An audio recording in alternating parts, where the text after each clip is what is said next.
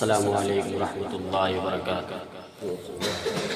نحمده ونصلي على رسوله الكريم، أما بعد فقد قال الله تبارك وتعالى في القرآن المجيد: أعوذ بالله من الشيطان الرجيم، بسم الله الرحمن الرحيم، ذلك الكتاب لا ريب فيه هدى للمتقين، وقال النبي صلى الله عليه وسلم: خيركم من تعلم القرآن وعلمه۔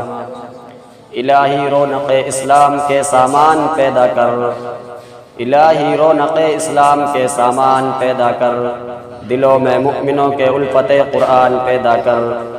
صدر محترم، اسٹیج پر رونق افروز بزرگان دین اور حاضرین جلسہ، آج کی اس محفل میں اور آج کی اس مبارک اجلاس میں میرا موضوع سخن دنیا کی سب سے پاکیزہ مقدس کتاب قرآن پاک ہے۔ ہمیں چڑھتے سورج کی طرح یقین ہے کہ اس کا ایک ایک حرف سچا اور صادق ہے۔ وہ قرآن پاک جس کی زبان مقدس اور جس کی بیان مقدس اور جو فصاحت و بلاغت کے ٹھاٹے مارتے سمندر ہے، جس کے متعلق ارشاد ربانی ہے کہ قرآن وہ کتاب ہے جس کے صادق اور برحق ہونے میں کوئی شک و شبہ نہیں، اور جس کے بارے میں محسن انسانیت حضور پاک صلی اللہ علیہ وسلم نے ارشاد فرمایا: تم میں سب سے بہتر وہ شخص ہے جو قرآن کو سیکھے اور سکھائے۔ دعا کیجیے کہ خداوند قدوس ہم سب کو قرآن پاک کی دولت سے مالا مال فرمائے۔ نوجوان دوستو، قرآن پاک رب ذوالجلال کی طرف سے عطا کردہ وہ حسین تحفہ ہے جس نے 23 برس کی قلیل مدت میں پورے عالم میں انقلاب برپا کر دیا ہے کہ بڑے سے بڑے فصاحہ، بلاغا، ادابا اور شعراء حیران و صدر رہ گئے، جس کی آیتوں کو سن کر پتھر دل موم ہو گئے۔ دوستو، یہی وہ قرآن ہے جو رہتی دنیا تک کے انسانوں کے لیے سراپ و ہدایت رحمت ہے۔ یہی وہ قرآن ہے جس نے رسول کی رسالت کو اعجاز بخشا۔ یہی وہ قرآن ہے جس نے پس مردہ قلوب کو تازگی بخشی۔ ہاں، یہ وہی قرآن ہے جس کی برکت سے جنات و شیاطینوں کو آسمانوں پر جانا بند ہوا۔ یہی وہ قرآن ہے جس کی برکت سے عزت و رفعت کا شامیانہ گڑ گیا۔ یہی وہ قرآن ہے جس کی بدولت محبوب عقیقی رضا نصیب ہوتی ہے۔ یہی وہ قرآن ہے جو سچائی اور امانت داری کا درس دیتا ہے۔ یہی وہ قرآن ہے جس کی بدولت عمر فاروق رضی اللہ عنہ کو ایمان نصیب ہوا۔ یہی وہ قرآن ہے جس کی نظیر پیش کرنے سے ساری دنیا عاجز و قاصر رہ گئی۔ یہی وہ قرآن ہے جس کی مثل پیش کرنے سے عرب کے فصیح و بلیغ زبان دانی کا دعویٰ کرنے والوں نے گھٹنے ٹیک دیے۔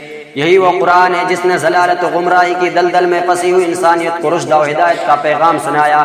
یہی وہ قرآن ہے جس کی حفاظت کا وعدہ خود خالق کائنات نے فرمایا۔ یہی وہ قرآن ہے جس کی تلاوت میں دلوں کے واسطے فراحت و بشاشت کا سامان ہے۔ یہی وہ قرآن ہے جس نے ذہنی قوتوں کو جلا بخشا۔ یہی وہ قرآن ہے جس کی برکت سے اجڑے چمن بہار پیدا ہوئے۔ محترم حضرات، آج کے اس نازک دور میں حفظ کلام پاک کو فضول سمجھا جاتا ہے۔ اس کے الفاظوں کو رٹنا حماقت بتلایا جاتا ہے۔ کہا جاتا ہے کہ اس کا رٹنا اور پڑھنا بے سمجھ بے سود ہے۔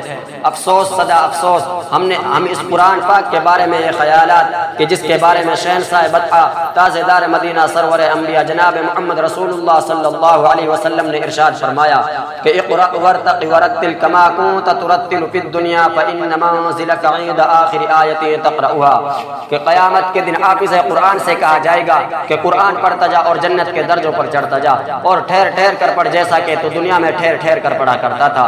بس تیرا مقام اور ٹھکانہ وہی ہے جہاں آخری آیت پر پہنچے۔ یاد رکھو، یہ قرآن دنیا کی سب سے بڑی نعمت ہے۔ یہ زمین، آسمان، چاند، سورج، ستارے کوئی اس نعمت کا مقابلہ نہیں کر سکتے۔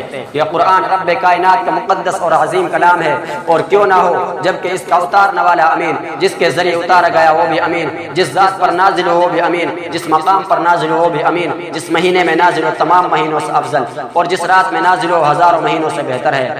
اللہ کا مقدس اور پاکیزہ کلام تمام کلاموں سے افضل اور برتر ہے۔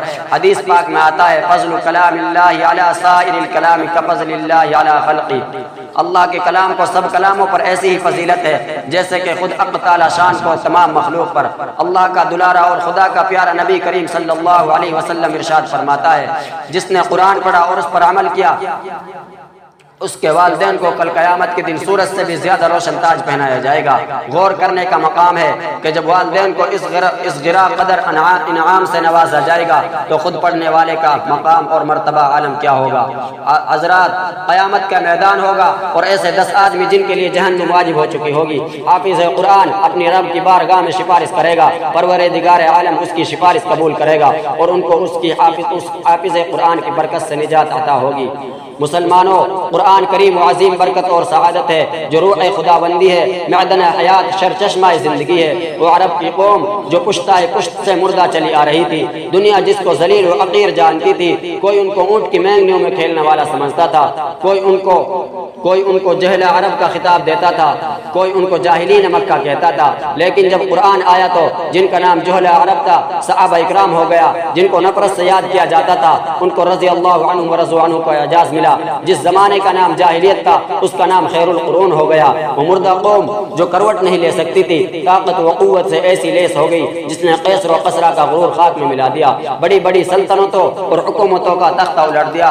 دوستو، قرآن آیا تو زمانے مکان میں زندگی آئی، قرآن آیا تو عدل و مساوت کا پیغام آیا، قرآن آیا تو مذہب اسلام پھیلا، قرآن آیا تو مردہ قوم زندہ ہوئی، قرآن آیا تو قیصر و قسرا کا غرور خاک میں ملا، قرآن آیا تو باطل کے لہراتے جھنڈے ٹوٹ پڑے، قرآن آیا تو کفر و شرک دم توڑ گیا، قرآن آیا تو ساری کائنات کو نور ملا، قرآن آیا تو انسان کے پجاری خدا کے پرستار بنے، قرآن آیا تو توحید ملی، ایمان ملا، قرآن آیا تو گلستہ کو بہار حسن عطا ہوئی، قرآن آیا تو روشنی آئی، قرآن آیا تو تاریکی کافور ہوئی، قرآن آیا تو امن و امان سلامتی آئی، قرآن آیا تو شرافت و عزت ملی، قرآن آیا تو احکام اور شریعت ملی، قرآن آیا تو ضلالت کی وادیوں میں بھٹکتی انسانیت کو رشد و ہدایت کا پیغام، درد و غم ملا، قرآن آیا تو دوستو سب کچھ ملا۔ مگر افسوس، صدا افسوس، ہم نے قرآن کے دامن مقدس کو ترک کر دیا ہے، اس کی پاکیزہ تعلیمات کو ہم نے بھلا دیا ہے۔ نتیجہ یہ ہوا کہ وہ مسلم قوم جس کی سر پر عزت و رفعت کا